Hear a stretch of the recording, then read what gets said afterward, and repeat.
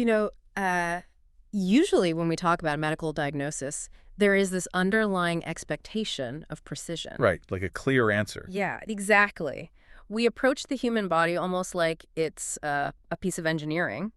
You break your arm, and the x-ray shows that jagged white line on a black background. Undeniable visual proof. Right, and the orthopedic surgeon just points at the screen and says, there is the fracture. It's totally binary. It is either broken or intact. And there's a strange comfort in that visibility. Oh, absolutely. It Mm. satisfies our need for clear cause and effect. We can see the trauma, we understand the physics of the break, and the intervention, like setting the bone or applying a cast, makes intuitive physical sense to us. Yeah, it's localized and the timeline is usually pretty straightforward. Right. But then you step out of orthopedics and you go into the world of oncology, Right. and specifically into the incredibly complex landscape of liver cancer. And suddenly that x-ray machine feels completely useless. It is a completely different world. We are looking at a diagnostic landscape that is profoundly murky. I mean, hepatocellular carcinoma, which is the most common type of primary liver cancer, doesn't start with a sudden snap. No, it doesn't. It starts with a whisper, often years or even decades before anyone ever utters the word cancer. Which is terrifying. It is. So welcome to today's deep dive. We are unpacking a very specific and profound symbol today, the emerald green ribbon. Such an interesting choice of symbol. Right. And our mission here isn't just to talk about awareness in the abstract. We want to understand why liver cancer is uniquely tied to the concept of preventative health, and how this specific ribbon operates completely differently than almost any other disease marker you have seen. The iconography of the emerald ribbon is a brilliant starting point, actually, because it forces us to immediately confront a contradiction.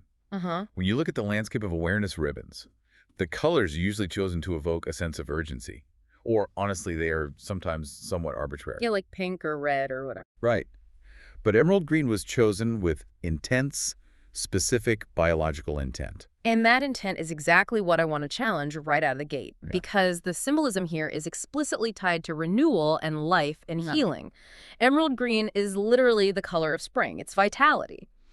But we are talking about a disease with incredibly severe implications. I mean, hepatocellular carcinoma has one of the higher mortality rates among gastrointestinal cancers. It is extremely lethal, yes. So isn't it a massive paradox, maybe even a bit tone-deaf, to choose a color universally associated with springing back to life to represent such a lethal oncology diagnosis? Well, if you were only looking at the clinical endpoint, like the malignancy itself, it Oh. absolutely sounds like a contradiction. Right. But the thing is, the emerald green ribbon isn't actually about the tumor. It represents the organ's unique, almost miraculous biological baseline. Okay, how so? The liver is the only visceral organ in the human body capable of true regeneration. Wait, really? Uh. The only one? The only one. If you surgically remove up to 70% of a healthy liver, the remaining tissue can hypertrophy and regenerate to its original size and function within a matter of weeks. That is wild. 70%. Up to 70%, yeah. So the color green reflects that vital life-sustaining resilience. The ribbon operates as a proactive symbol. It isn't a flag waving over a battlefield. Okay, I see. It's more like a warning sign posted miles down the road, urging you to protect that regenerative capacity before it is irrevocably hijacked. So you say the liver regenerates, which is exactly why it gets the green ribbon. But hang on. Yeah. If the liver is so incredibly efficient at rebuilding itself, why doesn't it just regenerate healthy tissue and outpace the cancer? That is the big question. Right. Like, why do we get cancer in an organ that essentially has a superpower for healing? It seems like its greatest strength should be its ultimate defense. That is the exact paradox of oncogenesis in the liver. And it brings us to the core mechanism of how this disease takes root. The cancer doesn't happen in spite of the regeneration. It often happens because of it. Wait, because of it? Yes. The constant regeneration is actually what eventually breaks the system. Oh, wow. To understand this, we have to look at what we call the precursor paradigm.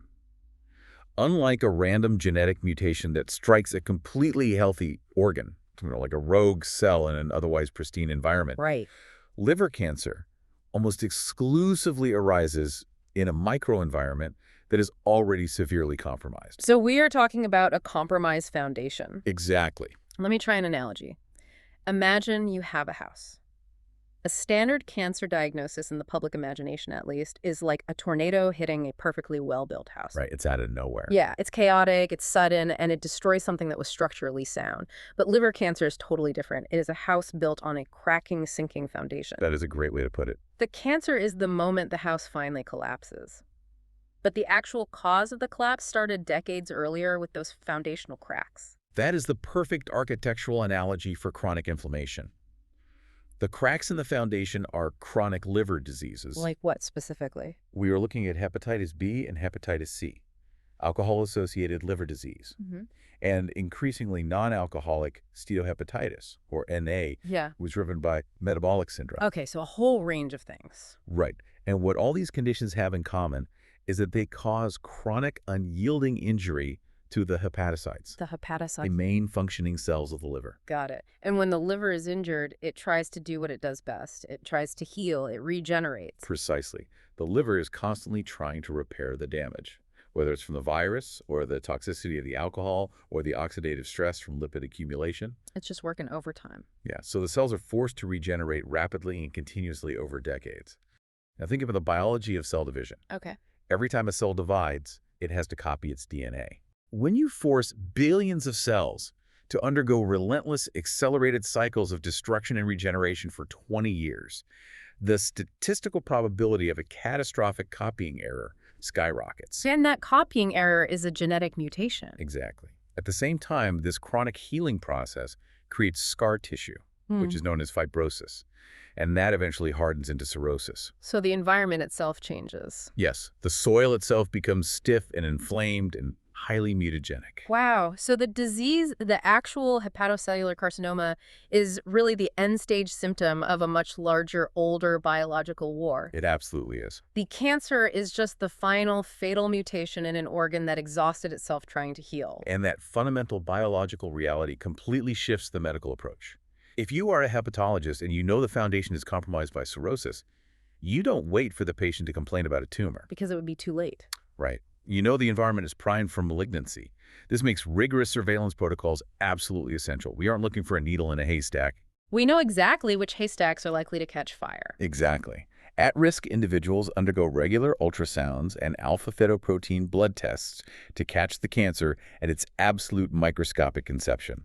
But here is the frightening reality of living with a compromised foundation. Unless you have an inspector actively checking your basement every 6 months, you might not know the concrete is cracking. That's the hardest part. You might be walking around your living room just living your life feeling totally fine while the joists are literally snapping underneath you. Right. Which brings us to the terrifying silent progression of liver cancer. The masked threat is one of the most insidious aspects of the disease. When we look at the clinical presentation of late-stage liver cancer, the symptoms are aggressive. I mean, we are talking about unexplained rapid weight loss, severe abdominal pain. Ascites, too. What's ascites? It's the accumulation of fluid causing massive abdominal swelling. Oh, man. And jaundice, right, yellowing of the skin and eyes. Yes. Extreme fatigue, cachexia, or muscle wasting. When you hear that list, it sounds like an alarm bell that no human being could possibly ignore. It does sound deafening. But the biological trick here is the liver's massive functional reserve. The functional reserve. Yeah, you can lose a staggering percentage of your liver function, and the remaining unscarred hepatocytes will simply work overtime to compensate. So they just pick up the slack. They will quietly carry the metabolic load of the entire body. Furthermore, the liver parenchyma, the actual meat of the organ, lacks somatic pain receptors. Wait, are you serious? So the organ itself literally cannot feel pain? Exactly. A tumor can be growing directly inside the tissue, expanding millimeter by millimeter, and there is no neurological pathway to tell your brain that something is wrong. That is completely terrifying. So you wouldn't feel it at all. By the time a patient actually feels that visceral ache in their upper right quadrant, or by the time the biliary tract is obstructed enough to cause a backup of bilirubin resulting in jaundice, the tumor is no longer microscopic. It's already huge. Yeah, the tumor has likely grown large enough to stretch Clison's capsule. What is that? It's the membrane surrounding the liver. That part actually does have nerve endings. Or the cirrhosis has advanced to portal hypertension, causing that fluid to leak into the abdominal cavity. So by the time the visible, undeniable symptoms manifest, The remaining healthy tissue is finally overwhelmed. Yes. The house isn't just cracking, the roof is actively caving in, Exactly. which makes the concept of waiting until you feel sick entirely obsolete. It is a fatal strategy. Completely fatal. And this is why the Emerald Ribbon campaign doesn't just focus on early detection of the cancer, because early detection is still detecting cancer. Right, you are still dealing with a malignancy. The absolute most powerful tool we have in this specific fight is outright prevention of the underlying foundation cracks. But let me play the role of the skeptical listener for a second. There you go. Let's say I am in my 40s. I have good energy. I work out. I don't have jaundice. I don't have pain. Why on earth would I take time out of my busy life to go to a doctor and ask for a liver screening when I have absolutely zero physiological signs of illness? The logic of if it isn't broken, don't fix it is a deeply ingrained human bias. But it completely fails in the face of asymptomatic progressive diseases. So it's the wrong mindset entirely. Yes, you don't screen for the liver cancer first. You screen for the fire hazards. You're looking for the invisible silent conditions that cause the chronic inflammation. Like the hepatitis we talked about. Exactly. You go to the doctor to find out if you were harboring a hepatitis infection that you acquired decades ago. You run a comprehensive metabolic panel to check your ALT and AST liver enzymes. Why the enzymes? To see if that mild insulin resistance you have been ignoring is actually causing fat to accumulate in your liver cells, creating lipotoxicity. Because if you find the hazard, you can eliminate it before the fire starts. Exactly. And the medical interventions available today to eliminate these hazards are nothing short of breathtaking. We really need to talk about the medical miracles that actually make prevention possible. The advancements are incredible. Let's start with the hepatitis C cure. I want to linger on this because it is a paradigm shift in modern medicine. We are talking about direct-acting antivirals. It is arguably one of the greatest pharmacologic triumphs of the 21st century. Right, because just a few decades ago, if you got a hepatitis C diagnosis, the treatment was practically medieval. It was brutal. You were put on interferon, which had horrific side effects. It essentially simulated a severe year-long case of the flu, caused profound depression, and half the time it didn't even eradicate the virus. It was a coin toss whether the treatment would work. And the alternative was watching your liver slowly fail until you needed a transplant. But today, you take a pill once a day for 8 to 12 weeks. With minimal side effects. The side effects are minimal, and the cure rate is upwards of 95%. It's effectively eradicated from your body. To understand why that is so revolutionary, you have to look at the mechanism. Okay, break it down for us. The old treatments tried to stimulate the body's entire immune system to fight the virus, which caused massive collateral damage to the patient. Hence the flu symptom. Right. But direct-acting antivirals, or DAAs, are precision weapons. They specifically target the non-structural proteins that the hepatitis C virus uses to replicate its RNA. So they go right to the source. They literally break the virus's photocopier. That is such a good way to picture it. And by breaking the photocopier, you eliminate the virus. By eliminating the virus, you stop the chronic inflammation. Exactly. You halt the continuous cycle of cell death and regeneration. You essentially pour concrete into the cracks of the foundation, stabilizing it and massively reducing the risk of a future hepatoma. It is cancer prevention in a pill. It is. Yeah. But there is a massive epidemiological catch. There's always a catch. What is it? Which is the hepatitis blind spot. Chronic infections with hepatitis B and C remain among the leading causes of hepatocellular carcinoma globally. Even with the cure existing. Yes, because the sinister nature of these viruses is that they are masters of stealth. They act exactly like the cancer they eventually cause. They are completely silent. Silent again. It always comes back to that. You can contract hepatitis C from a blood transfusion before the blood supply was rigorously screened, or from a poorly sterilized tattoo needle, or from intravenous exposure. And then what? And the virus will sit in your liver, quietly replicating and driving low-grade inflammation for 20, 30, even 40 years without producing a single symptom. So let me get this straight. You could be walking around today feeling perfectly fine running marathons, completely unaware that your liver is quietly developing stage 3 fibrosis. Precisely. And this is why the emerald green ribbon is essentially a spotlight trying to illuminate this massive global blind spot. It's trying to make the invisible visible. Right. It is urging people to understand that knowing your viral hepatitis status is just as basic and just as necessary as knowing your blood pressure or your cholesterol levels. Wow. Broad testing protocols and universal vaccination programs, specifically the hepatitis B vaccine, which was actually the first anti-cancer vaccine ever developed, are the true frontline heroes here. And this is where I want to talk directly to you, the listener. Because when we talk about direct-acting antivirals and viral replication, it sounds highly clinical. Right. It sounds distant. It sounds like something infectious disease specialists worry about in laboratories. But this is about your daily life and your metabolic health. Especially when we pivot from viral hepatitis to the metabolic drivers of liver disease, which is rapidly becoming the dominant crisis. Exactly. With the global rise of metabolic syndrome and insulin resistance and non-alcoholic fatty liver disease, the foods we eat and our sedentary lifestyles are directly tied to our oncological risk. They're completely intertwined. The liver processes everything. When we overload the system with fructose and refined carbohydrates, the liver converts that excess energy into fat. Right. That fat gets stored in the hepatocytes, causing ballooning and oxidative stress, and eventually the exact same cycle of scarring and regeneration that a virus causes. The body responds to the fat like it's an injury. So the power to prevent this isn't just in a high-tech laboratory. It's in the grocery store aisle. It's in the decision to walk for 30 minutes a day. It's those daily choices. And on the medical side, prevention is literally as simple as walking into your primary care doctor's office during your annual physical and saying, hey, can we add a hepatitis panel to my routine blood work? Yes. It is a 5-minute conversation that takes the guesswork out of your foundation. It is the ultimate democratization of preventative care. The patient becomes an active participant in their oncology defense long before an oncologist is ever needed. But we have to acknowledge the heavy reality that despite our best preventative efforts, despite the vaccines and the metabolic awareness and the antivirals, the foundation sometimes still crumbles.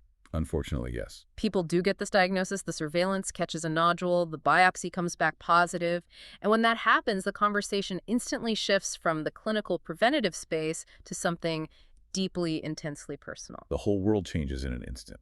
We have to look at the human cost, the psychological trauma of the diagnosis, and the incredible isolation that often accompanies it. The psychological toll of hepatocellular carcinoma is uniquely heavy, partly because of the organ involved. There is a deeply ingrained, though often entirely inaccurate, societal stigma attached to liver disease. Right, because the immediate cultural assumption is always alcohol. Exactly.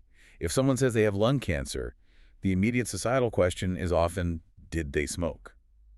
With liver cancer, the unspoken question is often, did they drink? Well, which is so unfair. It completely ignores the massive population suffering from viral hepatitis or genetic metabolic disorders. But the weight of that judgment falls squarely on the patient's shoulders regardless. It just adds to the burden. It breeds shame and secrecy and a profound sense of isolation right at the moment when the patient is facing the terror of a lethal diagnosis. You feel like you're standing on an island fighting a two-front war against your own biology and against society's judgment. And this is where the Emerald Green Ribbon transcends being just a symbol of medical awareness. It becomes a vital piece of psychological infrastructure. It functions as a rallying point. It becomes a shared language of resilience. Yeah. Imagine receiving this diagnosis and feeling completely isolated. And then you see that green ribbon. Right. You log onto a forum or you walk into a hospital support group and you see others wearing it. The ribbon acts as a beacon connecting strangers through a shared, incredibly difficult experience. It's an instant connection. It bypasses the need for exhaustive explanation. It is a visual shorthand that says, I understand the fear of the next MRI scan. I understand the fatigue of the treatment. I understand the stigma. It is the scaffolding that holds patients and their families up when the foundation of their health is shaking. It weaves a network of care from clinical social workers to patient advocacy nonprofits that validates their fight. It's essential. But we also have to gently guide this conversation to a more somber reality. Because despite the treatments and despite the incredible support networks and the sheer willpower of the patients, this is a highly aggressive disease. Yeah. Sometimes the biological war is lost. It has a very hard truth. But what I find most profound about the culture surrounding the Emerald Ribbon is that when the fight ends, the work of the ribbon does not. We need to talk about memorialization and how grief is transformed into action. The evolution of the symbol is perhaps its most poignant aspect. The emerald green ribbon transitions from a marker of a patient's active current fight into a vessel of a family's ongoing remembrance. It changes meaning. It holds immense emotional weight, moving from the clinical fear to the deeply personal sphere of legacy. And the way families are doing this today is fascinating, merging deeply traditional mourning with modern decentralized advocacy. How so? Well, if you look at organizations operating in the memorial space, like the funeral program site, you see a massive shift in how we handle loss. They offer an incredible array of customizable liver cancer awareness ribbons and pins and memorial keepsakes. Oh, the customization. Right. And that customization piece, the ability to physically alter the symbol, changes the entire dynamic of the awareness campaign. It shifts the tone from the macro to the micro. Exactly. Think about it like this. A standard blank emerald green ribbon is a megaphone. It broadcasts a general statistical message to the world, like pay attention to the public health crisis of liver cancer. Right, it's broad. It is loud and it is important, but it is inherently impersonal.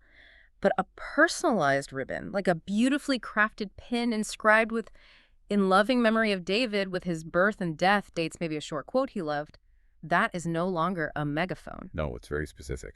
That is a deeply intimate story being whispered and yet amplified to the very people you interact with. It takes this massive statistical epidemiological crisis and distills it down into a specific, undeniable human legacy. What is truly compelling here is the psychological mechanism at play for the grieving families. How does it help them? When families use these personalized ribbons at memorial services or incorporate them into celebrations of life, it serves a dual purpose that aids in the processing of complex grief. Okay. On one hand, it is an essential tool for intimate mourning. It is a physical object that allows them to celebrate the individual, to say their name out loud, and to acknowledge the brutal reality of the disease that took them. So it's validating their pain. Yes. But simultaneously, it turns their private memory into an active, ongoing public awareness campaign. It's like turning grief into an engine for public health. Exactly. The family is essentially saying, we endured the unimaginable loss of someone we deeply love to this disease, and we are wearing this ribbon not just to remember their light, but to protect yours. It is an act of profound, radical generosity in the midst of devastating personal loss.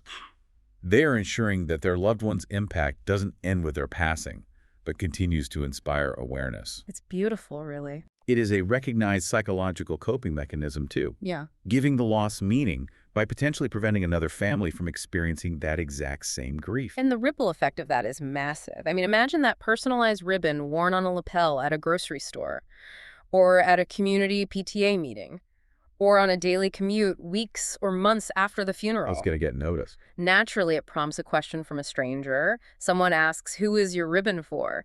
And suddenly that critical 5-minute conversation we talked about earlier is happening right there in the produce aisle. Right. A story is shared. The stigma is broken down. A warning about the silent symptoms of viral hepatitis or fatty liver is passed on. And the legacy of the person who passed away actively works to prompt a stranger to call their doctor. It is the ultimate literal manifestation of the Emerald Ribbon's core biological theme: renewal and life persisting even in the face of death. Wow, yeah. But to truly honor those memories and to make sure those warnings aren't just empty echoes, society has an obligation to look forward. We can't just rely on grieving families to carry the weight of public health. We have to look at how the medical and scientific communities are fighting this disease on a macro level. Bigger picture. Right. We have to move from the personal expressions of grief to the frontier of hope, the hard science of oncology, and the systemic power of public advocacy. And the frontier of hepatocellular carcinoma research is moving at a breakneck pace right now. It is. Oh, yeah. We are transitioning far beyond the blunt instruments of traditional systemic chemotherapy. Because HCC is notoriously resistant to standard cytotoxic chemotherapy, the focus has shifted entirely to precision medicine. Okay, precision medicine. What does that actually look like? We are looking at 3 major pillars of advancement: targeted therapies, immunotherapy, and local, regional, or minimally invasive surgical techniques. Let's unpack the science here, because these aren't just buzzwords. They represent a fundamental shift in how we understand cancer biology. They really do. Let's start with targeted therapies. How exactly do you target a liver cancer cell without destroying the healthy hepatocytes right next to it? It comes down to understanding the tumor microenvironment. Liver tumors are highly vascular. They need a massive blood supply to grow. So they build their own plumbing, essentially. Right. They release chemical signals like vascular endothelial growth factor, or VEGF, which trick the body into building new blood vessels directly into the tumor. This is called angiogenesis. Wow, they trick the body. Exactly. So targeted therapies, specifically tyrosine kinase inhibitors like sorafenib or lenvatinib, are designed to intercept these specific signals. So they block the message. They bind to the receptors on the outside of the cells and essentially block the signal. They starve the tumor by stopping it from building its own blood supply, all while sparing the healthy tissue that doesn't rely on those specific mutated pathways. It's like cutting the supply lines to an invading army rather than carpet bombing the entire city. That is a perfect analogy. And then there is immunotherapy, which honestly sounds like science fiction to me. It is incredible. Instead of using a drug to poison the cancer, we are reprogramming the patient's own body to do the fighting. Right. Immunotherapy, specifically immune checkpoint inhibitors, has revolutionized oncology. Here is the mechanism. Okay. Your immune system has T cells, which are the soldiers designed to find and destroy mutated or infected cells.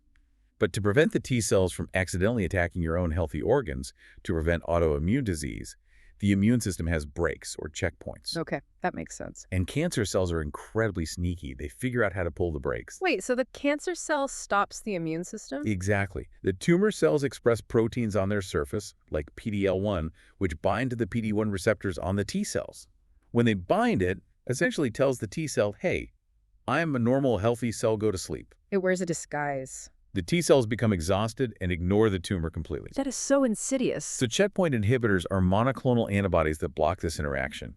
They strip away the cancer cell's disguise and release the brakes on the immune system. And then the T cells attack. The T cells wake up, recognize the tumor as foreign, and attack it with the full force of the body's natural defenses. And when you combine these pharmacological advancements with minimally invasive surgical techniques, like using microwave ablation to literally cook a small tumor inside the liver without opening the abdomen, or using robotic-assisted laparoscopy for resections, you are completely changing the patient experience. That is a totally different landscape now. What is critical here is that we aren't just talking about marginally extending survival rates. We're talking about fundamentally preserving the quality of life during treatment. Less time in the ICU, faster recovery. Yeah, less physical trauma to a body that is already fighting a monumental battle. But okay, here is where I have to push back on the optimism for a second. Yeah, push back. Because the statistics are still grim. We have tyrosine kinase inhibitors starving tumors. We have monoclonal antibodies weaponizing T cells. We have robotic surgery. We literally have a pill that cures the hepatitis C virus. With all of this incredible space-age microscopic technology, why is hepatocellular carcinoma still one of the leading causes of cancer-related death worldwide? Why is it still so incredibly hard to beat? That is the essential, brutal paradox of treating this specific disease. And it circles right back to where we started our conversation today, the foundation. The cirrhosis. Exactly. You can have the most advanced checkpoint inhibitor in the world, and it might successfully shrink the tumor. But if the rest of the liver is severely scarred by decades of untreated hepatitis B or advanced metabolic fatty liver disease, the patient is still in critical danger. So fixing the tumor doesn't fix the organ. You are fighting a complex two-front war. You're fighting the malignancy, yes, but you are also fighting end-stage liver failure. The drugs metabolize in the liver. If the liver is failing, the patient cannot tolerate the life-saving cancer drugs. Oh, man. So the very organ processing the cure is too weak to handle it. This is why managing advanced cases remains a massive clinical hurdle. We haven't crossed the finish line. We have just engineered vastly superior running shoes. That is profound. It requires sustained, aggressive research investment to find ways to reverse fibrosis, not just attack the tumor. And that absolute necessity for sustained funding and research is exactly where the emerald green ribbon finds its voice in the public square again. It stops being just a symbol of medical awareness and transforms into a powerful instrument of political and social advocacy. Advocacy is the invisible engine that drives the hard science. Without massive, sustained federal and private funding, the brilliant researchers mapping the tumor microenvironment or developing the next generation of therapies cannot do their work. The ribbon is a visual demand for the allocation of resources. Yes, but the advocacy extends far beyond just funding laboratory research. There's a deeply systemic issue here that dictates who lives and who dies. And it revolves around the disparities in healthcare. Oh, absolutely. That is a huge piece of this. That is perhaps the most urgent, immediate challenge on the frontier of hope. We have spent the last while discussing these incredible life-saving tools: the hepatitis B vaccine, the DAAs that cure hepatitis C, advanced ultrasound surveillance protocols, immunotherapy. Yeah, all these amazing things. But the brutal, undeniable reality of global healthcare is that access to these tools is severely systematically unequal. Right. If a course of direct-acting antivirals to cure hepatitis C costs tens of thousands of dollars, and a patient is uninsured or underinsured, or lives in a developing nation without access to subsidized pharmaceuticals, that medical miracle effectively does not exist for them. It's purely theoretical. The foundation will crack and the cancer will grow purely because of economics. Disparities in healthcare mean that your geographic location, your socioeconomic status, your racial or ethnic background, and your employment status directly dictate your liver cancer risk and your ultimate survival rate. That is such a heavy truth. If you live in a rural area without access to a specialized hepatologist, your cirrhosis might go entirely unmonitored until the tumor is too large to resect. Or what about the metabolic side? If you live in a food desert where metabolic health is incredibly difficult to maintain, your risk of NASH-driven cancer skyrockets. So the advocacy behind the Emerald Ribbon aims to level that playing field. It is a demand that preventative screenings and liver enzyme panels and viral hepatitis tests be as accessible in a rural community clinic as they are in a top-tier urban research hospital. It is demanding that life-saving antiviral drugs are affordable and accessible to the populations most at risk. It is pushing back against the systemic structural inequalities that allow a largely preventable disease to disproportionately ravage vulnerable populations.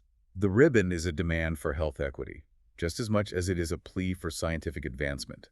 It is fighting for a future where your zip code, your bank account, and your background do not determine your oncological prognosis. That is the ultimate goal of the global health discussion. A world where prevention, early detection, and cutting-edge treatments significantly reduce the impact of the disease across all demographics universally. Universally, yes. We have covered a massive expanse of territory today. Let's take a moment to pull all these threads together and recap the journey we've taken from the cellular level to the societal level. It's been quite a journey. We started by looking at a simple piece of colored fabric, the emerald green ribbon. We challenged its symbolism of renewal, only to discover that it perfectly represents the liver's miraculous regenerative capacity, Right. the superpower. We realized that this ribbon is not a traditional marker of an unexpected tragedy. It is first and foremost a warning sign. It is a flashing light alerting us to the compromised foundations, the chronic inflammation caused by hepatitis B and hepatitis C and alcohol and metabolic syndrome that force the liver to regenerate until it breaks, creating the environment where cancer takes root. We then explored the dangerous biology of the liver's functional reserve. We unpacked the terrifying silence of the disease, understanding that the lack of pain receptors and the organ's ability to compensate hide the symptoms until the structural damage is catastrophic. The masked threat. This clinical reality led us to the undeniable conclusion that proactive prevention, like getting vaccinated, demanding viral testing, accessing curative antivirals, and modifying our metabolic health, is the absolute most powerful weapon in the oncological arsenal. We screen for the fire hazards, not the fire. And we looked at the profound human toll.